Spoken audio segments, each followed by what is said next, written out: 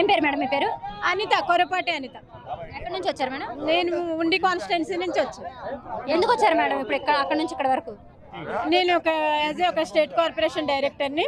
జగన్మోహన్ రెడ్డి గారు అంటే చాలా అభిమానం, చాలా అత్యధికమైన ఏమంటారు ప్రేమ ఆయన అంటే.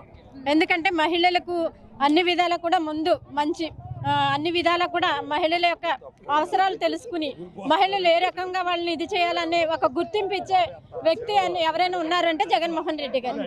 గత ప్రభుత్వంలో మహిళలకి ఇంతకంటే బాగా చేసాం, ఇంతకంటే గొప్పగా పథకాలు ఇచ్చామని చెప్పేసి టీడీపీ ప్రభుత్వం అంటుంది కదా. ఏ ప్రభుత్వంలో కూడా ఇట్టి రీతిగా జగన్మోహన్ రెడ్డి గారు చేసినట్టుగా ఏ ప్రభుత్వమో చేయలేదు. ఎందుకంటే ఒక పేదల గుండెలో నిలిచిపోయే పథకాలు పెట్టి నిజంగా ఈ రోజు పేదలు ఒక ఉన్నత స్థితిలో బ్రతుకుతున్నారు అని అంటే ఒక జగన్మోహన్ రెడ్డి గారి వల్లే మనం కంటాబద్ధంగా చెప్పాలి. ఎందుకంటే జగన్మోహన్ రెడ్డి గారు మహిళల యొక్క ఏమంటారు పేదల యొక్క పెన్నిధిలాగా పోయిన ఆ రోజుల్లో అయితే రాజశేఖర్ రెడ్డి గారు చేసేవారు. రాజశేఖర్ రెడ్డి గారు ఒక అడుగు ముందుకు వేస్తే జగన్మోహన్ రెడ్డి గారు 2 అడుగులు ముందుకు వేసి పేదలకు గుండెల్లో నిలిచిపోయేలా చేస్తున్న ఈ పథకాలు నిజంగా ఎప్పటికీ నిలిచిపోతాయండి. జగన్మోహన్ రెడ్డి గారిని ఎప్పటికీ కూడా జనాలు ఎప్పటికీ మర్చిపోరు. ఈ పేదలకి పథకాలు ఇవన్నీ బాగా పెట్టాను, కానీ పేదలకు కానీ పేద బడుగు బలహీన వర్గాలకి ఏదైనా మేలు జరిగింది అంటే అది కేవలం టీడీపీ ప్రభుత్వంలోనే అని చెప్పేసి టీడీపీ నాయకులు కానీ కార్యకర్తలు కానీ చంద్రబాబు నాయుడుతో సైతం అన్ని చెప్తున్నారు కదా మేడం.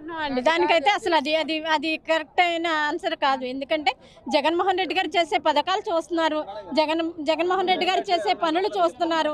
ఈ రోజు ఒక కరోనా వచ్చిందండి, ఉదాహరణ ఒకరు తీసుకోవాలి. కరోనా వచ్చిన టైంలో ఎవరు కూడా బయటకు వెళ్లకుండా కరోనా నుంచి ఎంత కరోనా వచ్చినప్పటికీ కూడా పేదలకి ఎంత ఇది చేశారన్నది మనందరికీ తెలుసు.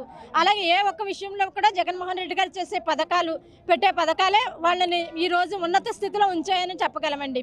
జగన్మోహన్ రెడ్డి గారు అంటే రాబోయే రోజులు ఎప్పటికీ ఈ జనాలందరం కూడా 30 సంవత్సరాల విరామం లేని పరిపాలన అందించాలని మా అందరి కోరిక, మా అందరి యొక్క ఆశయం. మీరు ఒక ఎడ్యుకేటెడ్ గా అసలు స్కూల్స్ కానీ పిల్లల చదువులు కానీ ఎలా ఉన్నాయి మేడం? అసలు చంద్రబాబు నాయుడు గారి ప్రభుత్వంలో ఉన్నప్పుడైతే స్కూల్స్ ఎలా ఉన్నాయన్నది మన అందరికీ తెలుసు. ఇప్పుడు కార్పొరేట్